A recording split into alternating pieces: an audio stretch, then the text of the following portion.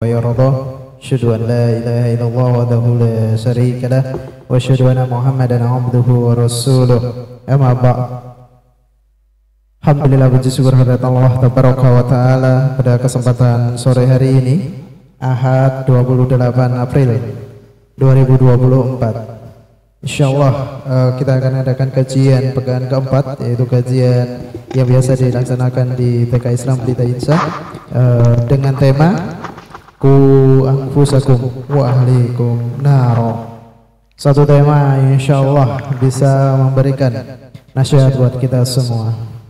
Salawat dan salam marilah kita senantiasa haturkan kepada junjungan kita Nabi besar Muhammad sallallahu alaihi wasallam, kepada keluarganya, kepada para sahabatnya, kepada para tabi'in, tabi'ut tabi'in, dan kepada orang-orang yang senantiasa mengikuti ajarannya, sunnahnya hingga yaumul kiamah nanti.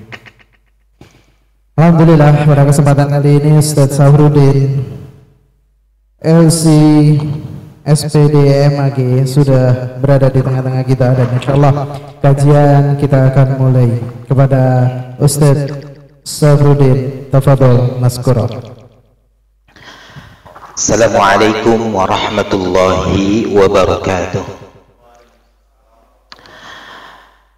Alhamdulillahi rabbil alamin, hamdan katsiran tayyiban mubarakan fihi kama yuhibbu rabbuna wa yarda. Ashhadu an la ilaha illallah wahdahu la syarika lah, wa ashhadu anna Muhammadan abdullahi wa rasuluh wa la nabiyya ba'dah.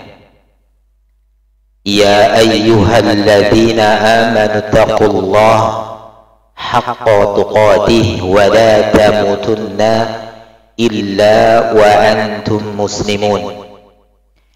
Ya ayyuhalladzina amanu taqullaha wa qulu qawlan sadida yuslih lakum a'malakum wa yaghfir lakum dhunubakum wa man yuti'illaha wa rasulahu faqad faza fawzan 'azima. Wa ba'du, fa inna asdaqal hadithi kitabullah wa khairal hadi hadi Muhammadin sallallahu alaihi wasallam wa syarrul umuri muhdatsatuha wa kullu muhdatsatin bid'ah wa kullu bid'atin dhalalah wa kullu dhalalatin finnar.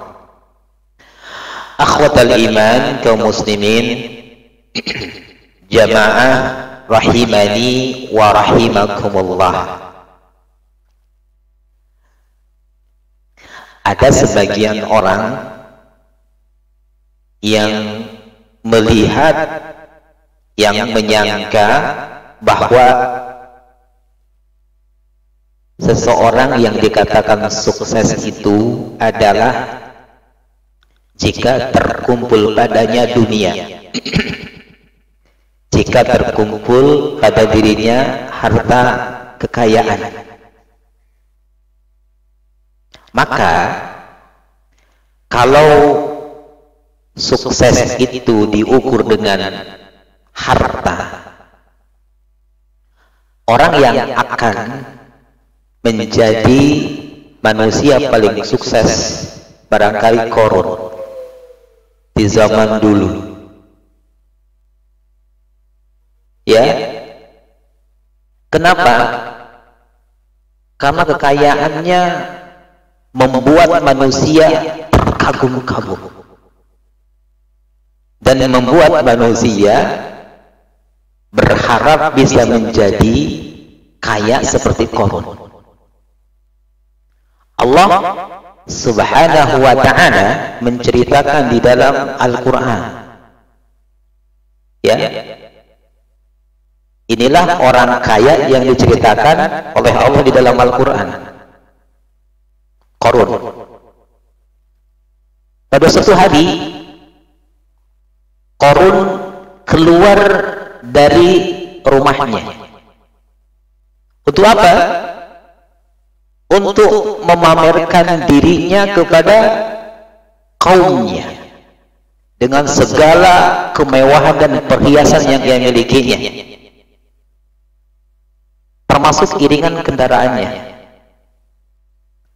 Maka yang mengenakan pakaian yang gemerlap, ya,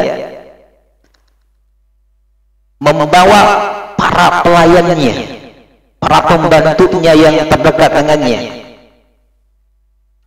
Maka tatkala orang-orang yang menghendaki kehidupan dunia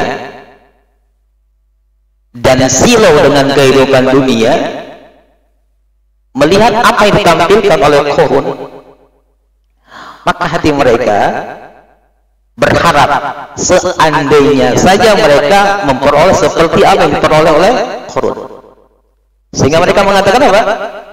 Semoga kiranya kita mempunyai seperti apa yang telah diberikan kepada korun. Sesungguhnya ia benar-benar mempunyai keberuntungan yang besar.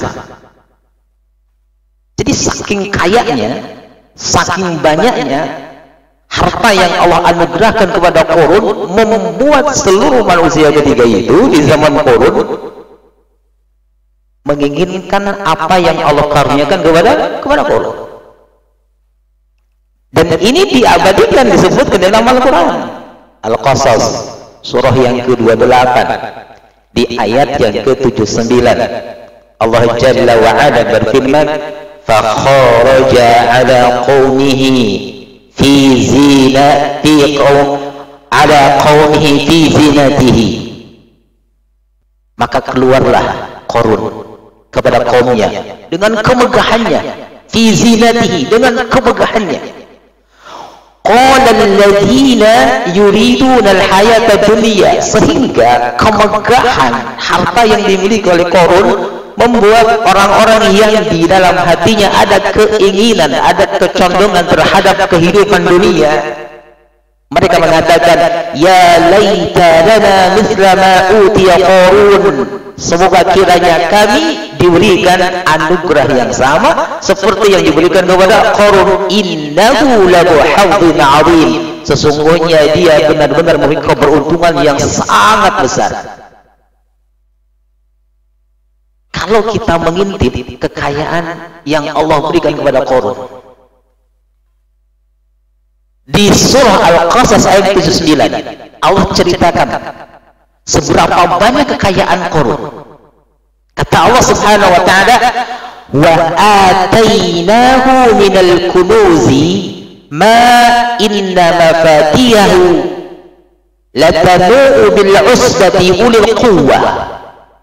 Kata Allah Subhanahu wa taala, kami telah menganugerahkan kepadanya perbendaharaan harta yang kunci-kuncinya sungguh berat dipikul oleh sejumlah orang yang kuat-kuat.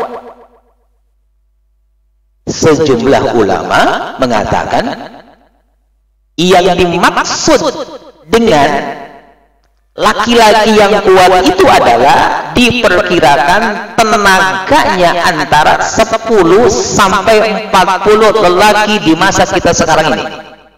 Bisa dibayangkan, itu kuncinya saja hanya bisa dipikul, dibawa oleh orang kuat. Seukuran apa kekuatan orang tersebut? Seukuran 10 sampai dengan 40 orang yang paling kuat di zaman kita sekarang ini. Itu kunci kekayaannya. Menurut riwayat yang lain, disebutkan dalam riwayat yang lain, ketika Qarun memamerkan harta kekayaannya, maka ia menggunakan pakaian yang sangat mewah. Orang kaya itu, teman-teman sekalian, itu bisa terlihat, bisa terukur dengan apa? Dengan pakaiannya. Dengan pakaiannya. Ada seseorang di mana hamba Allah ini ingin menyenangkan keluarganya, maka diajaklah keluarga besarnya untuk menuju satu pasar modern, mall barangkali ya, dengan beberapa kendaraan, dengan beberapa mobilnya. maka dipersilahkan kepada mereka yang ikut keluarga hamba Allah ini untuk memilih, mengambil barang-barang sesuai dengan keinginannya, shopping ya, dan dibayar. Ketika di kasir, orang ini terkaget-kaget. Kenapa? Karena ada di antaranya baju yang harganya 200.000. Dia bertanya, masih ada baju yang 200.000? Kenapa? Karena dia biasa beli baju itu, kaosnya saja itu 10 juta. Nggak mengenal ke 100.000. Jadi pakaian itu menunjukkan identitas seseorang. Kaosnya, bajunya, celananya, sepatunya. Maka Qarun ingin menunjukkan identitas dirinya. Ketika keluar menemui kaumnya, Qarun menggunakan pakaian yang sangat-sangat mewah. Berapa jumlah harta yang dibawanya yang ingin diperlihatkan kepada kaumnya? Ya, disebutkan di dalam sejumlah riwayat, harta kekayaannya itu diangkut oleh 60 ekor unta. 60 ekor unta diangkut oleh 60 ekor unta. Qarun ketika keluar didampingi oleh 600 pelayan khususnya. 300 pelayan perempuan, 300 pelayan laki-laki. Pelayan termasuk orang-orang yang dekat dengannya. Dikawal, namanya keluar dengan membawa harta, harus ada pengawal kan? Berapa pasukan yang dibawa oleh Qarun untuk mengawal dirinya dengan kekayaannya? 6.000 pasukan. 6.000 pasukan untuk mengamankan kekayaannya. Juga Qarun ketika keluar memamerkan hartanya kepada kaumnya itu, membawa berapa? 4.000 binatang ternak yang sehat-sehat. Itu yang dibawa oleh Qarun ketika memamerkan harta kekayaan kepada kaumnya. Begitu megahnya, begitu indahnya pakaian yang dikenakan oleh Qarun, dan begitu banyak harta yang dibawa oleh Qarun, berlimpah sekali, sehingga membuat kaumnya itu takjub. Mereka menginginkan apa yang Allah berikan kepada Qarun, ya, sehingga mereka mengatakan, andai kami diberikan seperti yang telah diberikan kepada Qarun. Jadi saking banyak harta yang Allah anugerahkan kepada Qarun, membuat apa? Membuat kaum ketika itu, manusia ketika itu menginginkan apa yang dimiliki oleh Qarun. Jadi kalau ada orang yang berpandangan bahwa orang yang sukses itu adalah ditentukan dengan harta, maka Qarun termasuk manusia yang paling sukses karena hartanya tak terhitung. Sehingga sampai sekarang kalau ada orang yang menemukan harta yang dipendam di bumi, apa katanya? Bukan harta Nabi Sulaiman, bukan harta Nabi Ibrahim, bukan harta Abdullah, bukan harta yang lainnya, tetapi apa sebutnya? Harta Qarun. Ya, betul nggak? Harta Qarun ya. Harta Qarun sebutnya. Ada sebagian juga orang yang berpandangan bahwa sukses itu, orang yang sukses itu diukur dengan apa? Dengan kedudukan dan kekuasaannya. Maka kalau seseorang yang dikatakan sukses, beruntung itu berdasarkan kedudukannya, berdasarkan kekuasaannya, maka orang-orang yang tidak memiliki kekuasaan bukan orang yang sukses. Ada juga orang yang mengatakan, mengasumsikan bahwa suksesnya seseorang itu adalah diukur dengan apabila dia memiliki anak-anak yang sehat dan sukses. Anaknya berapa? Anak kami 10. Semuanya jadi orang. 5 jadi dokter, 5-nya jadi pengusaha, memiliki perusahaan ini dan itu. Oh, sukses. Itu pandangan manusia. Maka kita beralih dari pandangan manusia. Ketika mereka mendefinisikan orang sukses itu, kita beralih kepada bagaimana Al-Quran memandang orang yang sukses itu. Ya. Maka orang yang sukses menurut Al-Quran, maka Al-Quran menyatakan ukuran kesuksesan dan kebahagiaan manusia di akhirat kelak adalah ketika dia dijauhkan dari neraka dan dimasukkan ke dalam surga. Itu orang sukses. Jadi orang yang sukses itu adalah orang yang dijauhkan dari neraka dan dimasukkan ke dalam surganya Allah Subhanahu wa taala. Sehingga dalam surah Ali Imran, surah yang berapa? Surah yang ketiga, Allah Rabbuna menyebutkan di ayat yang ke-185, "Faman zuhziha 'anil nar."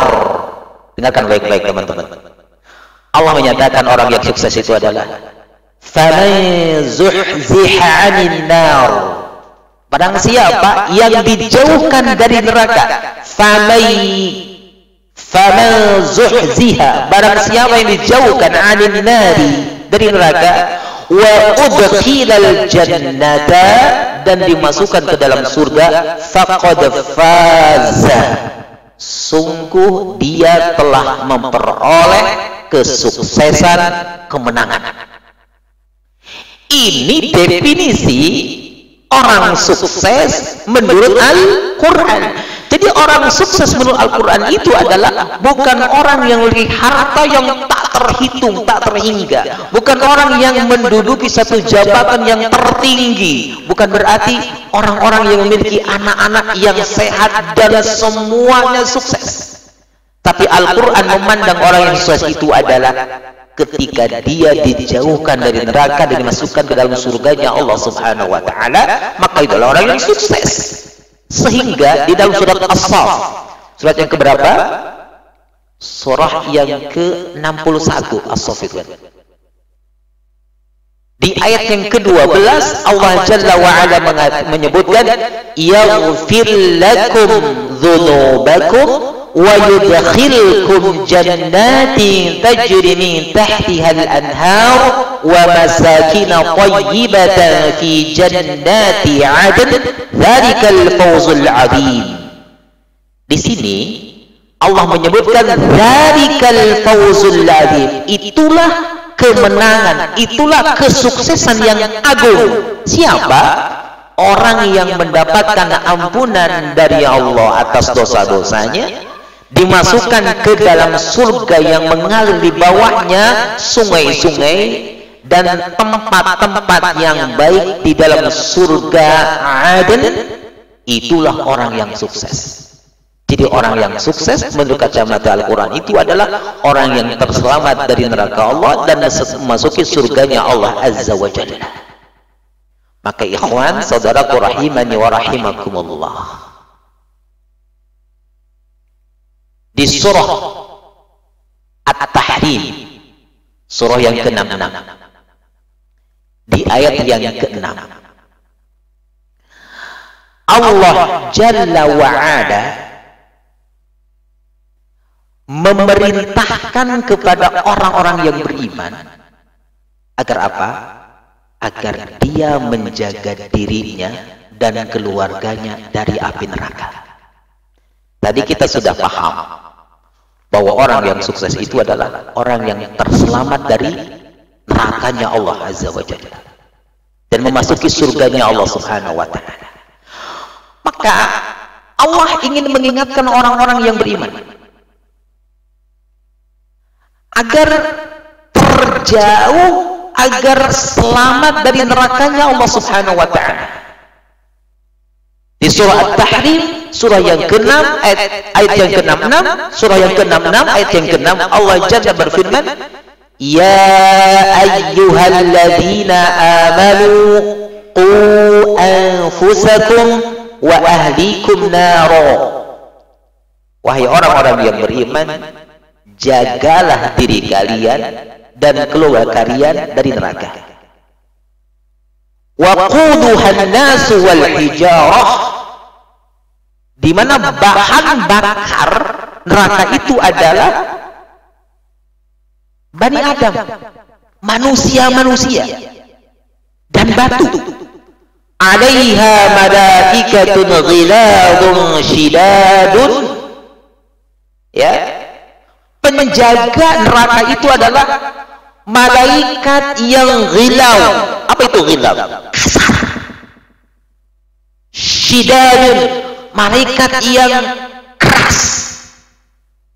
La ya'sunallaha, mereka tidak pernah bermaksiat kepada Allah. Ma amarahum, terhadap apa yang Allah perintahkan kepada mereka. Wa yaf'aluna ma yu'marun, dan selalu melakukan apa yang diperintahkan kepada mereka. Kita kaji ayat yang mulia ini pelan-pelan agar kita paham. Kita awali dengan ya ayyuhalladzina amanu. Ya ayyuhalladzina amanu ini terdiri dari 3. Ada 3 unsur pada kalimat, pada penggalan kalimat firman Allah Azza wa Jalla, ya ayyuhalladzina amanu. Yang pertama, ya. Apa itu ya? Ya itu adalah huruf yang berfungsi untuk memanggil. Harfun nida. Ya, wahai. Maka ketika ada huruf nida, huruf yang digunakan untuk memanggil, tentunya ada yang memanggil. Siapa yang memanggilnya? Allah Azza wa Jalla. Al-munadinya adalah Allah Azza wa Jalla. Karena ada yang memanggil, tentunya ada yang dipanggil. Siapa yang dipanggilnya? Siapa yang dipanggilnya? Al-munadanya siapa? Al-munadinya Allah. Al-munadanya siapa? Alladzina amanu, orang-orang yang beriman. Ya, ada huruf yang digunakan untuk memanggil, ada yang memanggilnya, ada al-munadinya yaitu Allah Azza wa Jalla, ada al-munada, ada orang yang dipanggilnya, yang memanggilnya Allah, yang dipanggilnya adalah orang-orang yang beriman. Huruf yang digunakan untuk memanggil adalah ya ayyuhalladzina amanu, wahai orang-orang yang beriman. Jadi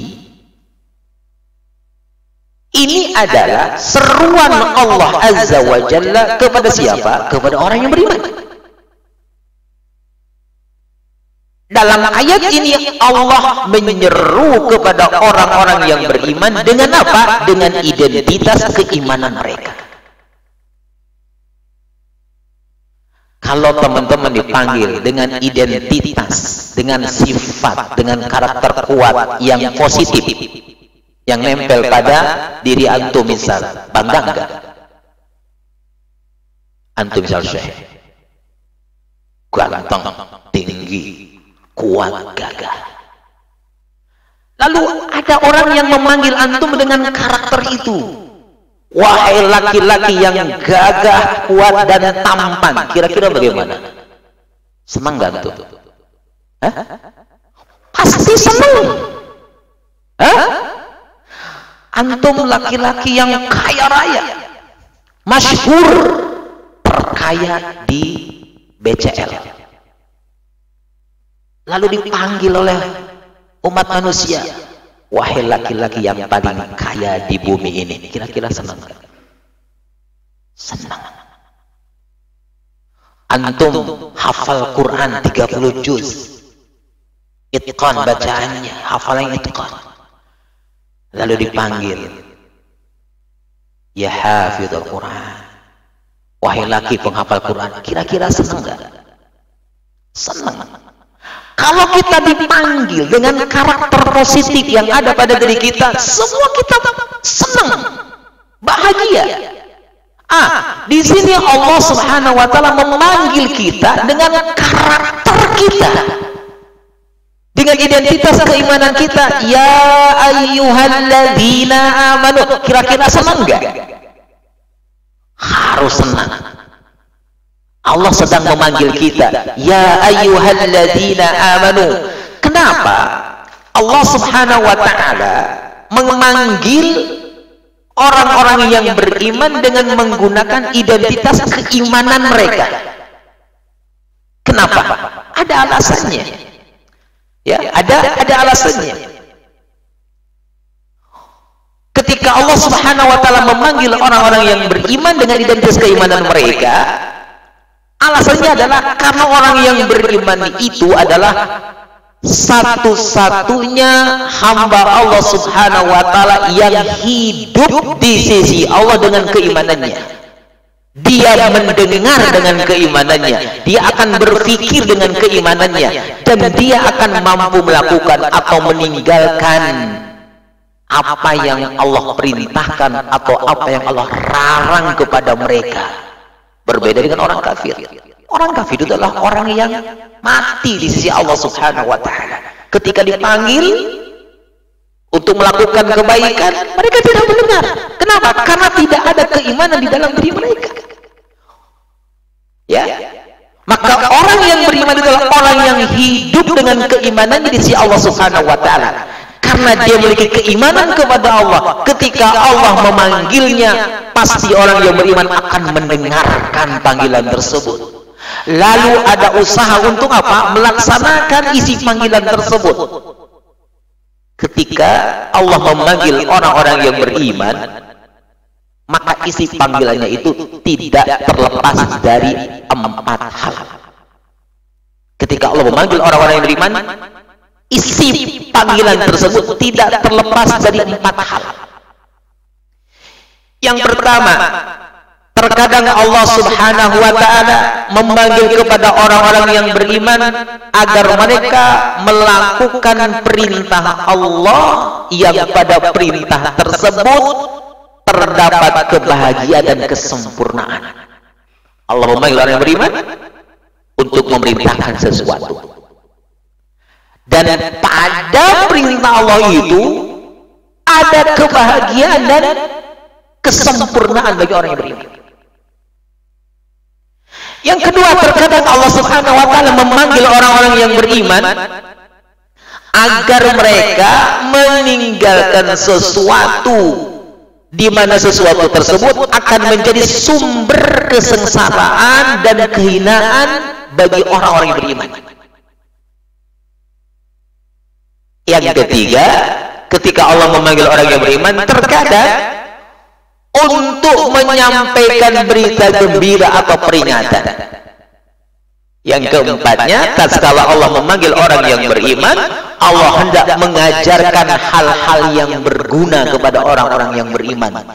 Itu 4 isi panggilan ketika Allah memanggil orang-orang yang beriman. Memerintahkan sesuatu, melarang sesuatu, menyampaikan berita gembira, dan Allah mengajarkan hal-hal yang berguna untuk orang-orang yang beriman. Maka di dalam pesan yang disampaikan oleh Abdullah bin Mas'ud, ketika ada seorang laki-laki datang kepada Abdullah bin Mas'ud. Laki-laki itu mengatakan kepada Abdullah bin Mas'ud, ya, laki-laki itu mengatakan kepada Abdullah bin Mas'ud, berilah aku nasihat. Jadi laki-laki ini datang kepadanya agar Abdullah bin Mas'ud menasihati dirinya. Maka dalam kesempatan itu Abdullah berpesan kepada laki-laki itu, laki-laki yang haus, yang menginginkan kebaikan. Nasihatnya adalah, kata Abdullah bin Mas'ud, apabila engkau mendengar Allah berfirman, wahai orang-orang yang beriman, maka pasanglah pendengaranmu dengan baik, karena akan ada kebaikan yang diperintahkan dan akan ada keburukan yang dilarang. Masya Allah, Abdullah ibnu Mas'ud berpesan kepada seorang laki-laki dengan pesan yang sangat luar biasa sekali, dengan nasihat yang sangat luar biasa sekali. Ketika Allah memanggil engkau dengan ya ayyuhalladzina amanu, pasang pendengaranmu. Kenapa? Ada kebaikan yang akan diperintahkan, ada keburukan yang akan dilarang oleh Allah Azza wa Jalla. Ya ayyuhalladzina amanu. Allah memanggil kepada orang-orang yang beriman dengan identitas keimanannya. Apa isi panggilannya? Qu anfusakum wa ahlikum nar. Ini isi panggilan Allah. Message, pesan Allah untuk orang-orang yang beriman ketika Allah memanggil mereka. Pesannya ini, qu anfusakum wa ahlikum nar. Ini pesannya. Jagalah anfusakum, diri kalian, wa ahlikum, dan keluarga kalian, naro, dari api neraka. Al-Imam Al-Alusi, Al-Imam Al-Alusi rahimahullah ta'ala, di dalam tafsir Al-Alusi, ketika beliau menafsirkan qu anfusakum wa ahlikum nara, beliau menjelaskan bagaimana menjaga diri kita dari neraka Allah Subhanahu wa ta'ala. Bagaimana cara kita memprotek, menjaga keluarga kita dari api neraka. Al-Imam Al-Alusi beliau mengatakan, menjaga diri dari neraka adalah dengan meninggalkan kemaksiatan-kemaksiatan dan melaksanakan ketaatan-ketaatan. Ini cara. Ketika Allah mengatakan qu anfusakum, jagalah diri kalian, nara, dari api neraka. Bagaimana caranya? Al-Imam Al-Alusi mengatakan caranya adalah dengan meninggalkan kemaksiatan kepada Allah dan dengan melaksanakan ketaatan-ketaatan kepada Allah Azza wa Jalla. Itu cara orang yang beriman memprotek, menjaga dirinya dari neraka Allah Subhanahu wa ta'ala. Tapi di sini Allah memerintahkan juga untuk menjaga keluarga kita dari api neraka juga. Tidak kita saja yang harus dijaga dari neraka, tetapi kita memiliki kewajiban yang sama untuk memprotek keluarga kita dari neraka. Bagaimana caranya? Menjaga, memelihara keluarga kita dari api neraka. Kata Al-Imam Al-Alusi, sedangkan menjaga keluarga dari api neraka adalah dengan mendorong mereka untuk melakukan ketaatan kepada Allah dan meninggalkan kemaksiatan kepada Allah. Lalu siapa keluarga kita? Wa ahlikum. Siapa yang dimaksud dengan keluarga kita? Ahlun itu siapa? Maka Imam Al-Alusi beliau mengatakan, berdasarkan sebagian pendapat dari para ulama, ahlun, keluarga itu adalah mencakup pertama istri, yang kedua anak-anak, yang ketiga budak, hamba sahaya laki-laki, dan budak perempuan, atau orang yang berada di bawah tanggung jawab kita, semisal pembantu kita, orang-orang yang hidup di bawah naungan rumah kita, itu ahl.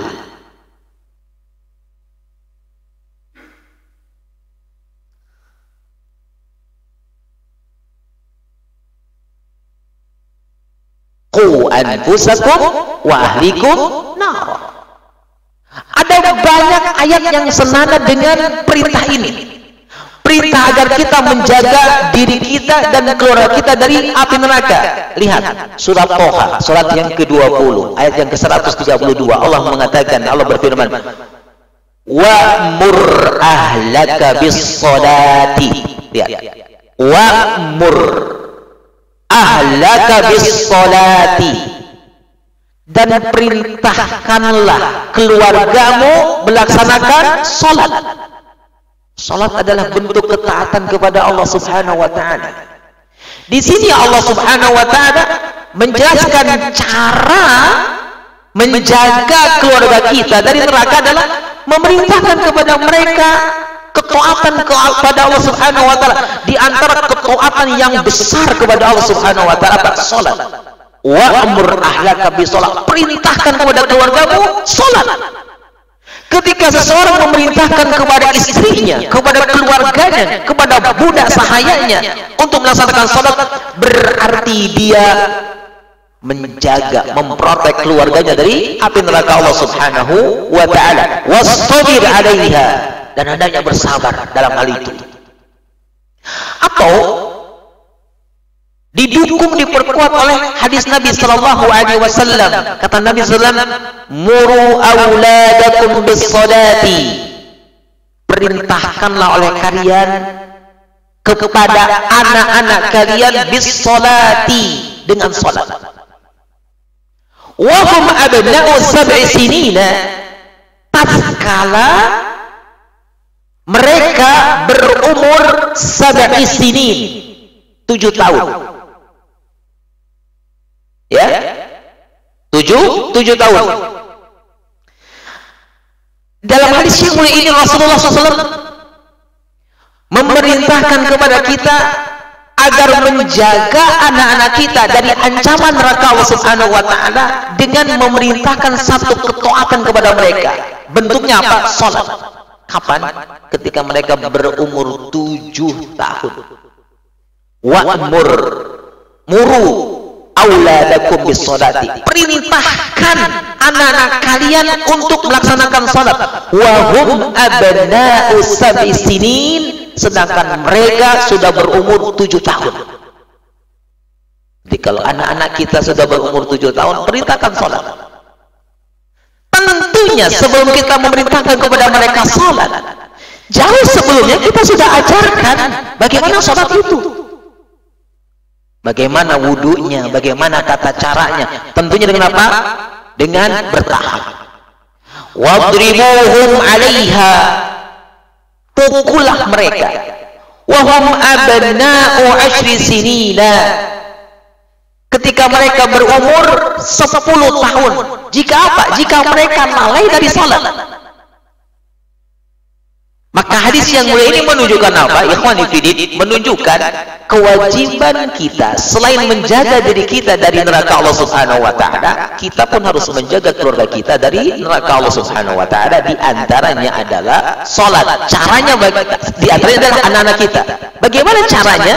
Perintahkan kepada mereka ketaatan dan larang mereka untuk bermaksiat kepada Allah Azza wa Jalla. Ya ayyuhalladzina amanu qu anfusakum wa ahlikum nar. Lanjut, 2 kalimat kan itu. Waquduhan nasu wal hijarah. Waquduhan nasu wal hijarah. Allah memberitahukan tentang sifat neraka itu. Di antaranya Allah mengkhabarkan kepada kita tentang bahan bakar neraka. Ada 2 bahan bakar neraka. Yang pertama adalah an-nasu, anak Adam, manusia yang dilemparkan ke dalam neraka. Itu bahan bakar neraka. Wal hijarah, apa itu hijarah? Batu. Sehingga Al-Imam Ibn Katsir rahimahullah ta'ala, beliau ketika menafsirkan waquduhan nasu wal hijarah, beliau mengatakan yaitu kayu api neraka yang dilemparkan ke dalamnya adalah anak-anak Adam dan batu. Sebagian ulama ada yang mengatakan bahwa yang dimaksud dengan batu yang dilemparkan ke dalam neraka itu sebagai bahan bakar neraka, sebagian ulama mengatakan itulah patung-patung yang dahulu disembah oleh manusia di dunia ini. Sehingga Allah Subhanahu wa taala mengatakan innakum wa ma ta'buduna min dunillahi hasabu jahannam. Allah menyebutkan dalam surat Al-Anbiya, di surat yang ke-21 ya, Ayat yang ke-98 Allah menyebutkan sesungguhnya kamu orang-orang musyrik dan apa yang kamu sembah selain Allah adalah umpan jahannam, bahan bakar jahannam, khasabu jahannam. Ibnu Mas'ud radhiyallahu anhu dan beberapa ulama lain dari kalangan sahabat Nabi sallallahu alaihi wasallam mereka mengatakan itu adalah batu-batu kibrit, batu bara. Al-Imam Mujahid mengatakan dan menambahkan batu tersebut adalah batu yang lebih buruk daripada bangkai.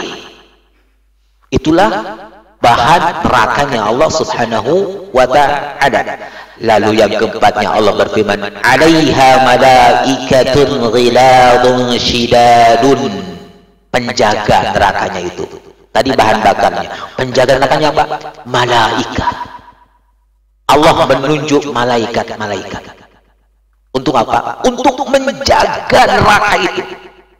Bagaimana sifat malaikat itu? Sifat malaikat itu adalah ghilawun. Apa itu ghilaw? Ghilawun. Ghilaw. Ghilaw itu adalah kasar. Syidadun, keras. Semua orang tidak suka kepada orang yang kasar, tidak suka kepada orang yang keras. Betul tak? Kalau antum berada bisa di pasar, ada preman, ngomongnya kasar, fisiknya keras, kira-kira nyaman enggak? Kalau ada teman kita ucapannya kasar, fisiknya keras, kira-kira senang enggak kita berteman dengannya? Tentunya tidak. Allah menyebutkan penjaga neraka itu adalah satu sosok malaikat yang tidak disenangi. Al-Imam Asy-Syaukani rahimahullah ta'ala beliau mengatakan ketika menafsirkan "'alaiha malaikatun ghiladun syidadun", Al-Imam Asy-Syaukani rahimahullah ta'ala beliau mengatakan yaitu para penjaga neraka adalah para malaikat. Mereka mengurusi neraka dan menyiksa penghuninya. Mengurus, menjaga neraka dan menyiksa penghuninya. Sifat mereka kasar kepada penghuni neraka, keras terhadap mereka, tidak mengasihi mereka ketika mereka minta dikasihi. Kenapa? Karena Allah Azza wa Jalla menciptakan para malaikat penjaga neraka ini dari kemurkaan Allah, menjadikan mereka berwatak suka menyiksa makhluknya. Jadi tidak ada apa kasih sayangnya, tidak ada. Karena para malaikat penjaga neraka ini diciptakan dari kemurkaan Allah Subhanahu wa ta'ala, sehingga apa? Hilang dari malaikat-malaikat ini belas kasih sayang, hilang. Jadi watak mereka adalah suka menyiksa makhluknya. Dan ada juga yang berpendapat dari ulama kita yang disebut dengan ghilawun, itu adalah kasar hati mereka, ya, syidadun, keras badannya. Atau ditafsirkan juga ghilawun syidadun, kasar perkataannya, keras perbuatannya, ya.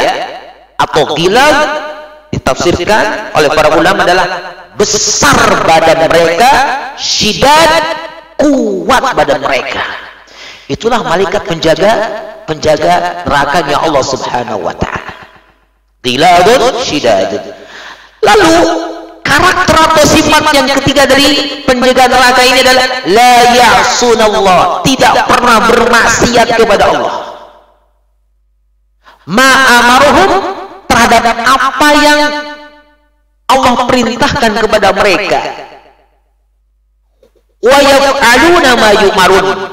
Sifat berikutnya adalah selalu mengerjakan apa yang diperintahkan kepada mereka. Sehingga Imam Ibnu Katsir rahimahullah beliau mengatakan saat menafsirkan ayat ini, yaitu para malaikat penjaga neraka, apapun yang Allah Azza wa Jalla perintahkan kepada mereka, mereka akan bergegas untuk melakukannya. Tidak pernah menunda sekejap mata pun.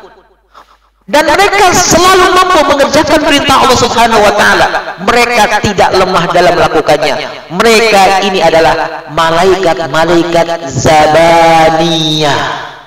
Maka kita berlindung kepada Allah Subhanahu wa taala dari malaikat zabaniyah ini, yaitu nama dari malaikat penjaga nerakanya Allah Subhanahu wa taala. Maka ayat yang mulia ini yang diawali dengan panggilan Allah kepada orang-orang yang beriman, ya ayyuhalladzina amanu qu anfusakum wa ahlikum nara wa quduhan nasu wal hijaratu. Lanjutannya apa? Alaiha malaikatun qilabun syidadun la ya'sunallaha ma amarahum wa yaf'aluna ma yu'marun. Maka ayat ini memiliki petunjuk bagi kita. Yang pertama, ayat ini menunjukkan kepada kita akan kasih sayang Allah Subhanahu wa taala kepada hambanya orang-orang yang beriman. Ya. Bagaimana bentuk kasih sayang Allah kepada hambanya orang yang beriman? Dalam ayat yang mulia ini Allah memberikan perintah yang membawa kebaikan bagi orang-orang yang beriman, melarang keburukan yang membawa kepada kecelakaan. Qu anfusakum wa ahlikum nara. Perintah Allah agar kita menjaga diri kita dari api neraka, menjaga kita dari api neraka. Ini perintah untuk keselamatan kita, ya, perintah untuk keselamatan kita agar kita terselamat dari neraka Allah Subhanahu wa taala. Yang kedua, ayat ini juga menunjukkan kewajiban kita mempelajari bentuk-bentuk ketaatan kepada Allah. Ketika ada perintah, ya ayyuhalladzina amanu qu anfusakum wa ahlikum nara. Cara menjaga diri kita dari api neraka dengan dua cara, kan? Yang pertama, melaksanakan ketaatan. Yang kedua, menjauhi kemaksiatan. Ketaatan dan kemaksiatan itu perlu dipelajari. Tidak mungkin seseorang bisa melaksanakan ketaatan kepada Allah kalau dia tidak mengenal ketaatan itu. Tidak mungkin seorang itu menjauhi kemaksiatan kepada Allah kalau tidak mengenal bahwa itu adalah kemaksiatan kepada Allah. Oleh karena itu, petunjuk ayat ini kepada kita adalah kewajiban mempelajari bentuk-bentuk ketaatan yang akan kita amalkan.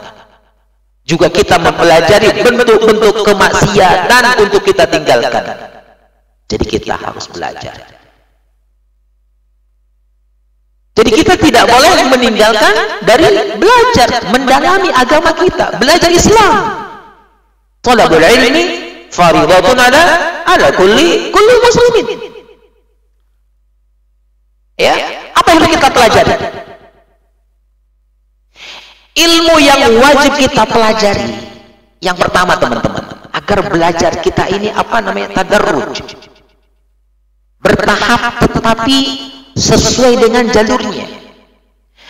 Ilmu yang wajib kita pelajari, yang pertama, ilmu tentang pokok-pokok keimanan. Kita pelajari bagaimana beriman kepada Allah. Kita pelajari bagaimana beriman kepada malaikat-malaikat Allah. Kita pelajari bagaimana beriman kepada kitab-kitab Allah yang Allah turunkan kepada para rasulnya. Kita pelajari keimanan kita kepada rasul-rasul Allah. Kita pelajari tentang hari akhir. Kita pelajari tentang qada dan qadar. Itu ilmu yang paling pokok yang wajib kita dahulukan untuk dipelajari, ilmu tentang Allah, ilmu tentang malaikat-malaikat Allah, ilmu tentang kitab-kitab Allah, ilmu tentang rasul-rasulnya, ilmu yang terkait dengan keimanan kepada hari akhir dan qadar dan qadar. Bagaimana konsekuensinya kalau seorang tidak beriman kepada Allah, tidak beriman kepada malaikatnya, kepada kitab-kitabnya, kepada rasulnya, hari akhir? Bagaimana konsekuensinya? Itu yang harus kita pelajari secara detail sebelum mempelajari yang lainnya. Rukun iman sudah selesai, bab rukun imannya sudah selesai. Selesaikan sebelum mempelajari yang lainnya. Ini dulu kita memahami tentang Allah, mengenal Allah, kita mengenal Rasul. Apa kewajiban kita kepada Rasulullah? Apa konsekuensi yang kita terima ketika kita meninggalkan sunnah-sunnah Rasul? Itu yang harus kita pelajari, itu yang harus didahulukan. Jadi jangan ngacak belajar ini, harus tadarruj. Yang kedua, tahapannya itu yang pertama ya teman-teman. Tahapan kita belajar itu adalah tentang ilmu tentang pokok-pokok keimanan, terkapsul dalam rukun iman yang ada 6 itu pelajari, khotamkan sebelum yang lainnya. Yang kedua, setelah kita mempelajari atau belajar ilmu tentang pokok-pokok keimanan, yang kedua masuk kepada apa? Ilmu tentang syariat Islam. Di antara yang wajib adalah ilmu tentang hal-hal yang khusus dilakukan oleh seorang hamba, seperti contoh wudu. Wudu kan itu tentang syariat Islam kan? Wudu itu maksud syariat Islam. Ketika kita mau sholat, pelajari secara khusus sholat itu. Harus mengetahui wajibnya sholat, rukunnya sholat, pembatal sholat. Begitu juga kita wajib ketika kita hendak wudu, kita pelajari tentang wudu, pembatal wudu, syarat sah wudu. Ketika kita mau haji, pelajari haji. Ketika kita mau umrah, pelajari umrah. Jadi wajib bagi kita untuk mempelajari hal-hal yang berkaitan dengan ibadah-ibadah kepada Allah Subhanahu wa taala, dan ini semua menyangkut syariat Islam. Kita kenali rukunnya, kita kenali hal-hal yang wajibnya, kita kenali pembatal-pembatalnya. Jadi ketika kita akan melakukan satu ibadah kepada Allah Azza wa Jalla, entah itu wudu, entah itu sholat, entah itu zakat, entah itu haji, entah itu umroh, atau kita akan safar. Kan safar itu ada bagian dari ibadah kepada Allah Subhanahu wa taala. Pelajari. Itu yang kedua, ilmu tentang syariat Islam ketika kita akan melaksanakan syariat tersebut, wajib. Tahapan yang ketiga,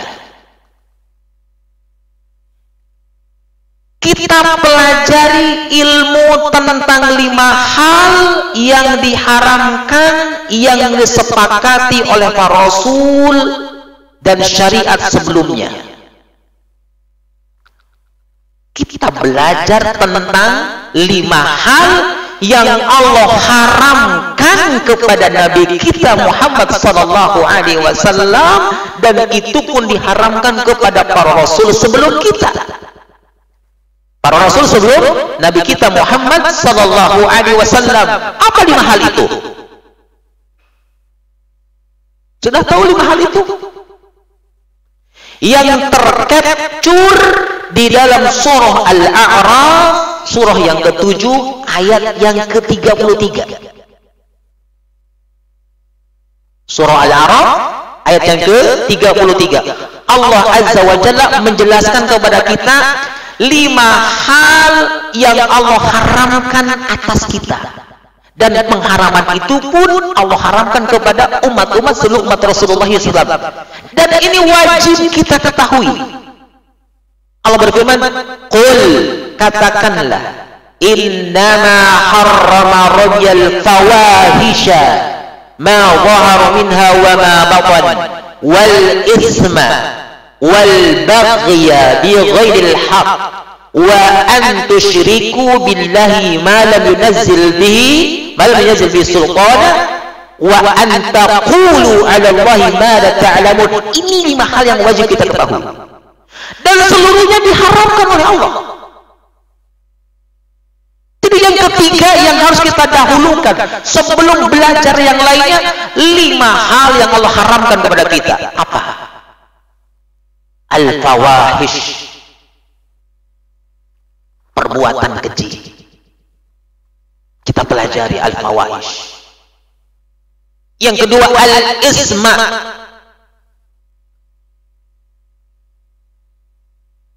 kita kenali dosa. Sehingga para ulama membuat kitab apa? Al-Imam Az-Zahabi membuat kitab apa? Al-Kabair. Yang isinya apa? Dijelaskan, disertai dengan pendalilannya dosa-dosa besar. Itu harus kita kenali. Sudah selesai membaca kitab tersebut. Al-Kabair. Udah, Syekh? Harus khotam. Ini yang ketiga. Al-fawahish, perbuatan yang keji, yang tampak atau yang tersembunyi. Al-ism, kita kenali dosa-dosa, sekecil dosa besar. Kemudian yang harus kita kenali juga adalah wal baghya bi ghairil haqq, bentuk-bentuk pelanggaran terhadap sesama manusia. Apa bentuk pelanggaran yang Allah haramkan atas manusia? Itu harus kita kenali. Bi ghairil haqq, yang tidak berdasar. Kemudian yang keempatnya adalah wa an tusyriku billahi ma lam yunazzil bi sultan. Kita belajari bentuk-bentuk kesyirikan kepada Allah Azza wa Jalla. Sudah khotam belum? Mengenal kesyirikan, apa itu arti syirik? Macam-macam kesyirikan kepada Allah Azza wa Jalla.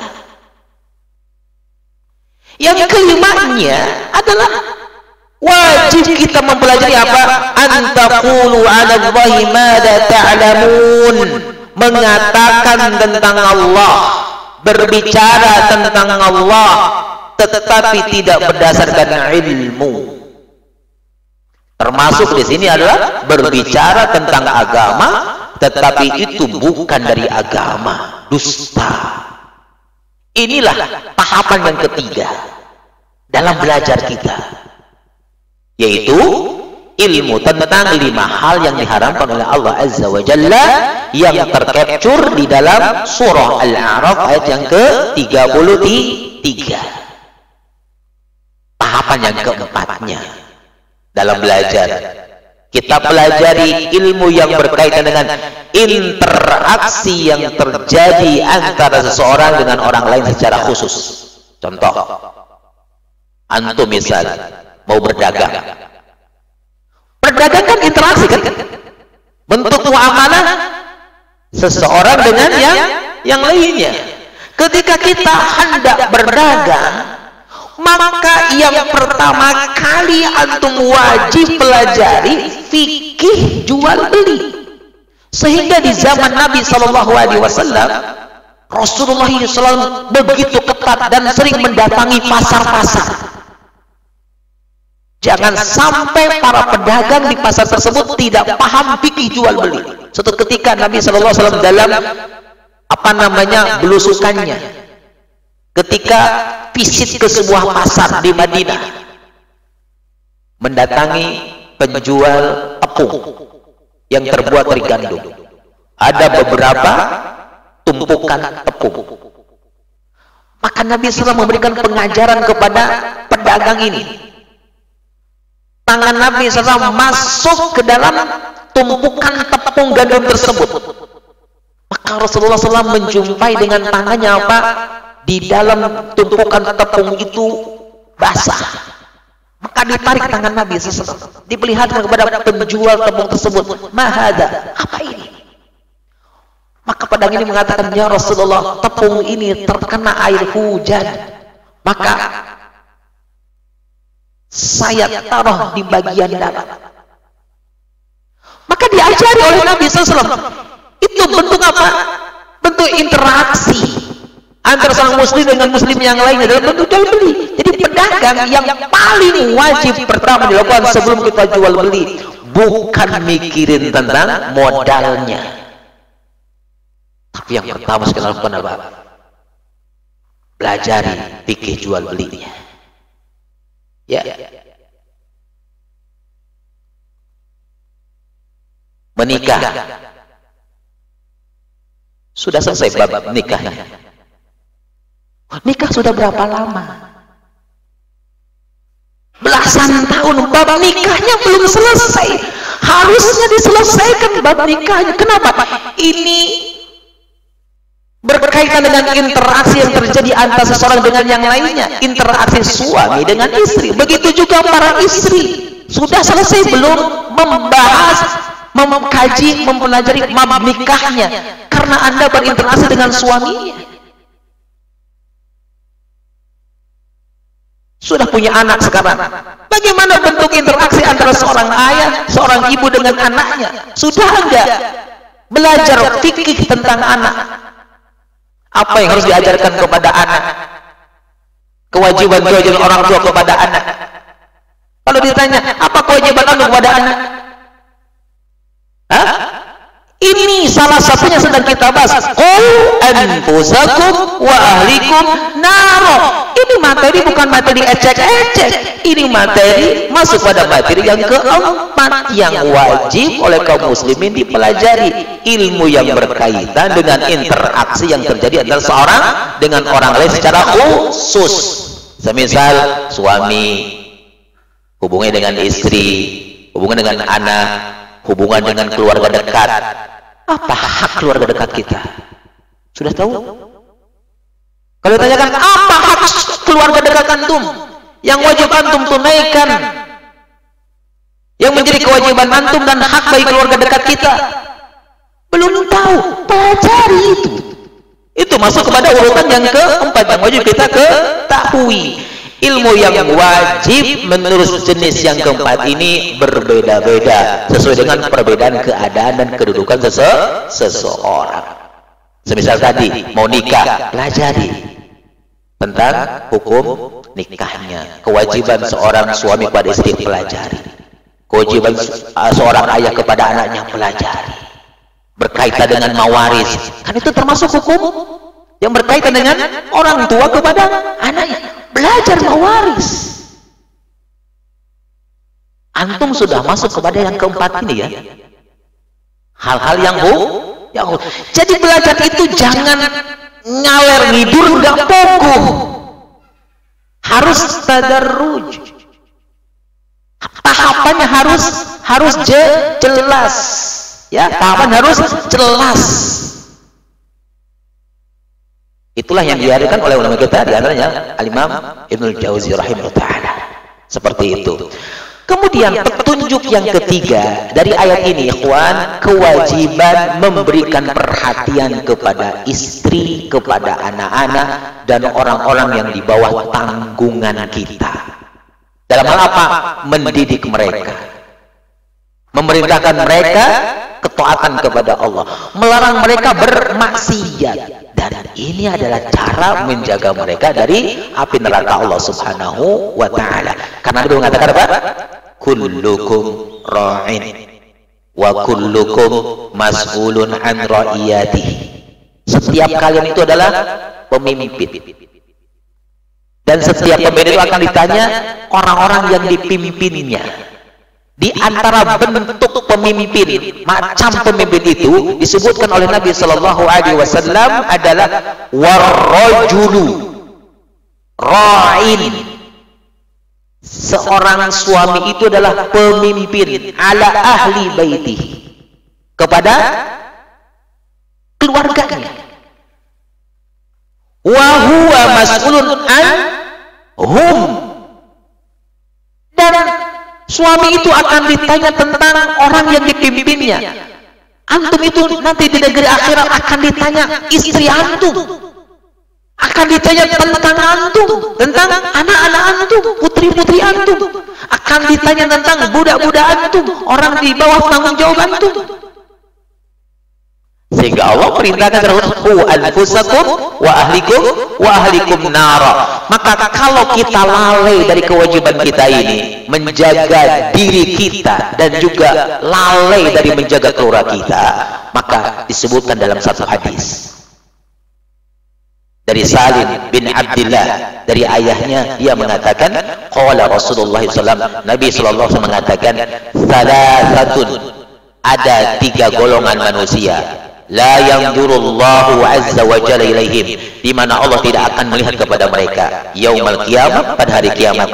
Al-aqu li walidayhi, yang pertama, orang yang tidak akan dipandang oleh Allah pada hari kiamat. Yang pertama, seorang anak yang durhaka kepada kedua orang tuanya. Wal mar'atu al mutarajjilatu, seorang wanita yang mengikuti gaya laki-laki. Wanita yang mengikuti gaya laki-laki. Wadayus, yang ketiganya laki-laki dayus. Ya, laki-laki dayus. Maka di sini Rasulullah menyebutkan ada 3 kelompok manusia yang tidak akan dipandang oleh Allah pada hari kiamat. Di antaranya adalah ad-dayus. Apa itu dayus? Makna dayus dijelaskan oleh para ulama adalah seorang suami atau seorang bapak atau seorang ayah yang membiarkan terjadinya perbuatan buruk dalam keluarganya. Istrinya keluar tidak menutup aurat dengan baik, tidak dilarang, maka ketika itu dia menjadi laki-laki dayus. Anaknya meninggalkan sholat, istrinya meninggalkan sholat, tidak dilarang, tidak diingatkan, itu laki-laki dayus. Jadi laki-laki dayus itu adalah yang membiarkan keburukan menimpa kepada keluarganya. Artinya ketika keluarganya, istrinya, anak-anaknya melakukan pelanggaran terhadap syariat ini, melakukan kemaksiatan kepada Allah Subhanahu, tidak dilarang, maka itu laki-laki dayus. Laki-laki dayus itu diancam dengan keras dalam hadis yang mulia ini. Jadi hadis ini menunjukkan apa? Bahwa perbuatan seorang suami, bapak, ayah yang membiarkan keluarganya melakukan keburukan, dalam arti bermaksiat kepada Allah Subhanahu wa taala, tidak melakukan ketaatan kepada Allah, itu termasuk perbuatan dosa besar, dimurkai oleh Allah Subhanahu wa taala, sehingga tidak akan dilihat oleh Allah Subhanahu wa taala. Karena itu termasuk ciri-ciri dosa besar. Itu bukan dosa kecil, dosa besar. Di antara ciri-ciri dosa besar itu adalah jika perbuatan tersebut diancam oleh Allah Subhanahu wa taala di negeri akhirat. Ini perbuatan atau dosa jangan dianggap sepele. Dan sudah dianggap sepele oleh para suami di zaman kita sekarang ini. Lihat, para suami di zaman kita sekarang ini, istrinya keluar hanya dengan menggunakan celana pendek, dibiarkan tanpa ditegur. Itu dosa besar. Suami tersebut telah meninggalkan kewajibannya kepada keluarganya, yaitu qu anfusakum wa ahlikum nar. Sehingga kesimpulannya dari ayat yang mulia ini, yang pertama adalah kewajiban menjaga diri dari api neraka. Caranya bagaimana? Meninggalkan kemaksiatan kepada Allah dan melakukan ketaatan kepada Allah. Yang kedua kesimpulannya adalah kewajiban menjaga keluarga dari api neraka dengan mendorong mereka untuk melakukan ketaatan kepada Allah dan menjauhi kemaksiatan kepada Allah. Yang ketiga, yang dimaksud dengan keluarga berdasarkan sebagian pendapat ulama adalah keluarga itu mencakup istri dan anak, juga termasuk dalamnya adalah budak laki-laki dan budak perempuan. Yang terakhir, ayat ini dijadikan dalil atas kewajiban seorang laki-laki mempelajari kewajiban-kewajiban dan mengajarkannya kepada keluarganya. Jadi kita semua memiliki kewajiban Bapak untuk belajar agama kita dengan step-step yang tadi dijelaskan. Ada 4 step yang harus kita dahulukan di dalam belajar agama ini. Setelah kita memahami, setelah kita tahu, maka disampaikan kepada keluarga kita, ajarkan kepada istri-istri kita, ajarkan kepada anak-anak kita. Allahu a'lam bishawab. Yang terakhir, barangkali ada hal yang penting kita diskusikan dalam bentuk soal dan jawab. Silakan. Alhamdulillah, jazakumullahu khairan katsiran kepada Ustaz Safruddin untuk kajian pada kesempatan kali ini, dan diberikan kesempatan kepada jamaah sekalian untuk bertanya. Tafadhol kepada para jamaah, baik ikhwan maupun akhwat yang mau bertanya, dipersilahkan. Nah, silakan Ibu dan Bapak, barangkali ada pertanyaan yang ingin disampaikan. Fa'alaikum falyatafaddalu wa mashkuran.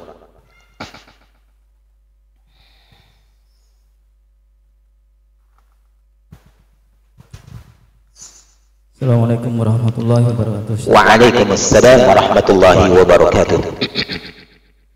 Izin bertanya Ustaz, adakah batasan waktu Ustaz penjagaan kita kepada anak-anak kita?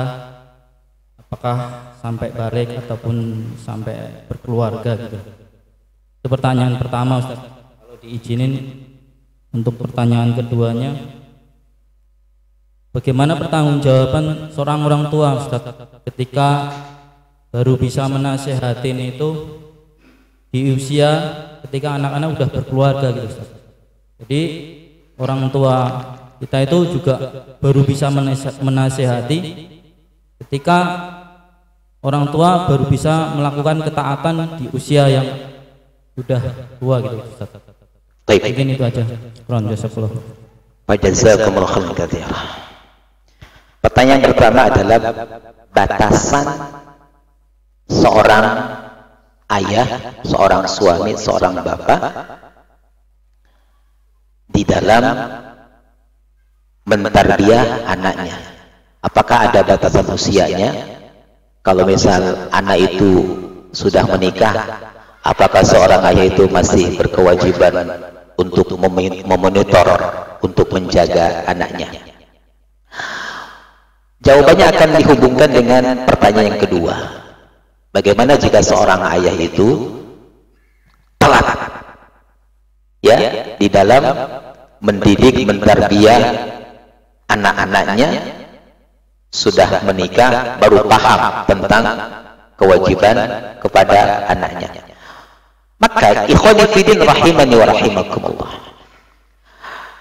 kalau kita melihat dari bagaimana Rasulullah SAW mentarbiyah putra dan putri beliau, tadi disampaikan satu hadis. Dalam satu hadis Rasulullah SAW menyebutkan, muru awladakum bis salati wa hum abna'u sab'i sinin. Perintahkan anak-anak kalian untuk melaksanakan salat ketika mereka berumur 7 tahun. 7 tahun itu sudah balik belum? 7 tahun itu sudah balik belum untuk ukuran anak laki-laki? Belum. Jadi hadis ini memberikan petunjuk kepada kita. Kita mengajarkan ketaatan, kita mengenalkan ketaatan kepada Allah Azza wa Jalla dari dini, sejak anak-anak kita masih kecil. Karena pengajaran yang sampai kepada putra putri kita sejak kecil itu sangat berkesan. Jadi pembiasaan ketaatan itu harus dari dini. Sehingga Rasulullah memerintahkan di antara metode pengajaran dan di antara materi pengajaran yang harus kita sampaikan kepada putra putri kita adalah tentang salat. Ini masuk materi utama yang harus kita ajarkan kepada anak-anak kita, selain materi tentang tauhid dan materi tentang kesyirikan kepada Allah Azza wa Jalla sesuai dengan akal mereka. Hadis ini mengisyaratkan kepada kita bahwa mengajarkan, mengenalkan ketaatan, mengenalkan kemaksiatan kepada Allah itu dilakukan sejak dini. Ketika anak kita bertambah umurnya harus makin keras. Sehingga Rasul mengatakan wadribuhum, pukul mereka. Siapa? Anak-anak kalian. Pukul anak-anak kalian. Wadribuhum, pukul anak-anak itu alaiha wahum abna'u asyri sinina. Ketika lalai dari sholat, pukul mereka, yaitu ketika mereka berumur 10 tahun, 7 tahun dikenalkan sholat. Ketika anak kita berumur 7 tahun sudah kita perintahkan sholat, kita pun ajarkan kepadanya tata sholat, diawali dengan bagaimana wudhu, toharoh untuk sholatnya, gerakan sholatnya, bacaan sholatnya. Setelah berproses berapa tahun, 3 tahun tuh kita ajarkan tentang sholat. Sudah kita ajarkan gerakannya, kita sudah ajarkan tata cara sholatnya, dari mulai bacaannya, dari mulai gerakannya, wudhunya. Kita pantau selama 3 tahun, waktu yang cukup untuk mengajarkan tentang sholat kepada anak kita. Ajarkan pembatal-pembatal sholatnya, ajarkan konsekuensi ketika meninggalkan sholat. Setelah 10 tahun bertambah umurnya, makin kencang lagi. Pukul kata Nabi, dengan pukulan yang dalam rangka apa? Pelajaran. Jadi semakin anak kita makin besar, apalagi anak kita sudah balik, sudah besar, makin keras lagi. Bukan berarti kita mengajarkan dengan metode yang keras, enggak. Tetapi ini menunjukkan kepada kita indikator bahwa ketika anak-anak kita sudah besar, apalagi sudah balik, maka harus lebih kita perhatikan agama mereka. Perhatikan agama mereka. Sehingga dari sini, ikhwan, bapak dan ibu saya muliakan, ketika orang tua yang lalai baru angeh ketika anak-anaknya sudah berumur dewasa dan sudah membina keluarga, maka bertobat kepada Allah Subhanahu wa Ta'ala. Hendaknya dia bertobat kepada Allah Subhanahu wa Ta'ala. Kenapa? Karena dia meninggalkan perkara yang diwajibkan oleh Allah kepadanya. Qu anfusakum wa ahlikum naro. Dan dari sini pun kita mengetahui bahwa kewajiban kita memberikan tarbiyah, mengingatkan, menjaga agama mereka itu tidak dibatasi dengan mereka sudah menikah. Kita harus tetap mengawasi, memperhatikan agama putra-putri kita sekalipun mereka telah menikah. Sebagaimana yang dilakukan oleh Nabi SAW kepada putrinya Fatimah radhiyallahu anha. Kalau engkau mencuri, niscaya aku akan potong tanganmu. Ini menunjukkan apa? Rasulullah SAW terus memantau apa? Agama putrinya, yaitu Fatimah radhiyallahu anha. Allahu a'lam bishawab. Yang lain. Syukran Ustaz. Kita pertanyaan kembali Ustaz. Dayus itu laki-laki yang tidak peduli kepada kemaksiatan istri dan anak-anaknya. Nah, apakah anak wanita atau anak laki-laki juga Ustaz? Nah, dayus adalah satu istilah syar'i yang menunjukkan seorang kepala keluarga. Dalam hal ini adalah suami atau ayah yang membiarkan keburukan menimpa kepada keluarganya, entah itu istrinya ataupun anak-anaknya, baik anak laki-laki atau anak perempuannya. Keburukan yang menimpa kepada keluarga lalu dibiarkan oleh suami tersebut, oleh ayah tersebut, oleh bapak tersebut, maka ayah tersebut mendapatkan gelar dari Nabi SAW. Apa gelarnya? Dayyuth. Dayyuth.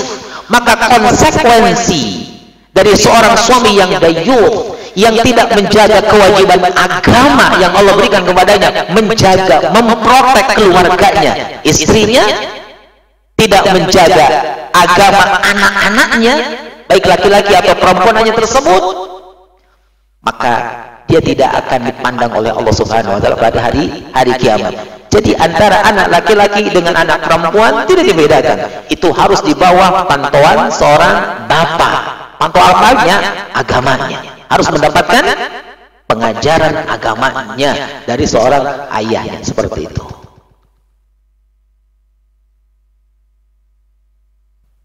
Masih ada? Nah. Ada lagi Ustaz? Silakan. Aku mau tanya.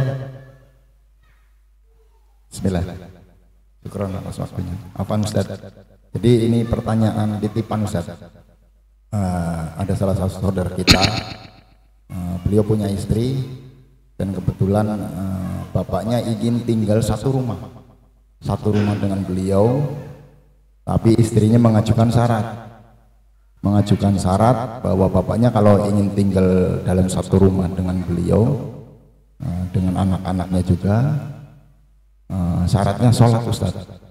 Syaratnya sholat 5 waktu dijaga, artinya menjaga sholat secara istiqomah. Tapi ternyata syarat ini tidak bisa dipenuhi oleh bapaknya, dan yang akhirnya bapaknya membatalkan Ustaz, untuk berencana tinggal bersama anaknya. Apakah tindakan ini termasuk cara yang keliru atau salah? Kalau seandainya keliru, mohon solusinya Ustaz. Baik. Syukran. Nah, saya melihat anak ini adalah seorang anak yang sangat memperhatikan agama ayahnya. Ya, sampai-sampai membuat satu metode teknis ketika ada kesempatan untuk memerintahkan kebaikan, sholat kepada ayahnya, memberikan persyaratan. Jadi yang ingin saya sampaikan, ini menunjukkan anak yang memperhatikan agama ayahnya. Tetapi tentunya terkadang tidak bisa diberlakukan metode seperti itu. Ada seorang yang biasa meninggalkan sholat. Seorang ayah, seorang bapak biasa meninggalkan sholat. Anaknya tahu ayahnya itu tidak memperhatikan sholat. Kalau di ultimatum seperti itu, terkadang dalam satu kondisi, keadaan tertentu, mental, nggak bisa dilakukan seperti itu. Sehingga anaknya mesti menggunakan metode yang lebih luas lagi. Ayo bapak tinggal di sini, diberikan fasilitas hidupnya, fasilitas kesehatannya diperhatikan, makan minumnya diperhatikan, tempat tidurnya diperhatikan. Dia membuat bapak, ayahnya atau mertuanya senang, nyaman dengan fasilitas yang diberikannya. Ihsan terlebih dahulu, berikan kebaikan, makannya diservis, minumnya diservis, kesehatannya diservis, jalan-jalannya diservis. Jangan di ultimatum terlebih dahulu, boleh tinggal di sini, tapi bapak jangan ninggalin sholat. Ya bagus, memperhatikan agama orang tuanya bagus, tetapi di sisi lain metodenya kurang tepat terkadang. Kalau ada bapaknya yang bersegera menerima kebaikan akan disambut, iya. Nah insya Allah, apalagi bapak tinggal bersama kalian, akan lebih terjaga, akan lebih termotivasi kalian. Itu kalau memungkinkan menggunakan metode. Tapi kalau tidak memungkinkan itu keras, perlihatkan dulu oleh anak tersebut kebaikan-kebaikan yang begitu wafiro kepada ayahnya, sehingga apa? Kebaikan itu bisa membuat lembut seseorang ketika sudah diberikan kebaikan kepadanya, diservis segalanya. Kan orang tua juga merasa, oh iya anak saya berbuat maksimal. Saat kita memerintahkan sesuatu tentunya dengan adab, sudah dicontohkan, Allahu Akbar, ya. Aku sholat dulu ke masjid, ya. Dengan pilihan saja tunjukkan. Kalau secara qaul tidak kena. Kalau sudah pilihannya sudah dilakukan, tambah lagi qaul, sampaikan Di antara konsekuensi yang harus diterima oleh orang yang meninggalkan sholat adalah keluar dari agamanya. Ya, jadi nasihat saya adalah jangan langsung di ultimatum terlebih dahulu. Yuk, kalau bapak mau tinggal di rumah ini, sholat ya. Kalau enggak sholat, jangan tinggal di sini. Asal. Kalau hidup di luar sana tidak termonitor oleh kita, alhamdulillah, mau tinggal bersama kita, ada kesempatan bagi kita untuk memonitor agamanya, di antara sholatnya. Kalau hidup di rumah sana, di luar sana, termonitor nggak agamanya? Tidak.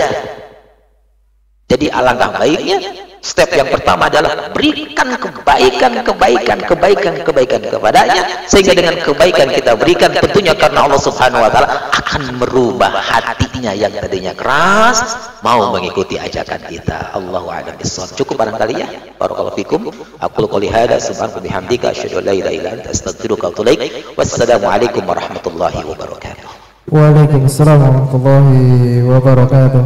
Jazakumullahu khairan katsiran kepada Ustaz Sabruddin LC SPD MAG yang telah menyampaikan materi pada kesempatan kali ini. Insyaallah ilmu yang sangat bermanfaat buat kita semua, dan insyaallah semoga di lain kesempatan kita akan bisa mengkaji kajian-kajian yang lebih struktur yang seperti yang disampaikan tadi, dan Allah mudahkan langkah kita untuk menuntut ilmu, untuk berdakwah kepada keluarga kita, kepada kita sendiri, keluarga kita, kepada tetangga-tetangga kita, kepada kaum muslimin di wilayah kita. Dan ini adalah salah satu hal yang mana dakwah ini atau penyampaian agama yang hak ini kita bisa sarbarkan, dan semoga ini Allah mudahkan jalan kita semua. Demikian kajian yang singkat ini kita sampaikan. Jazakumullah atas kehadiran jemaah sekalian. Assalamualaikum warahmatullahi wabarakatuh.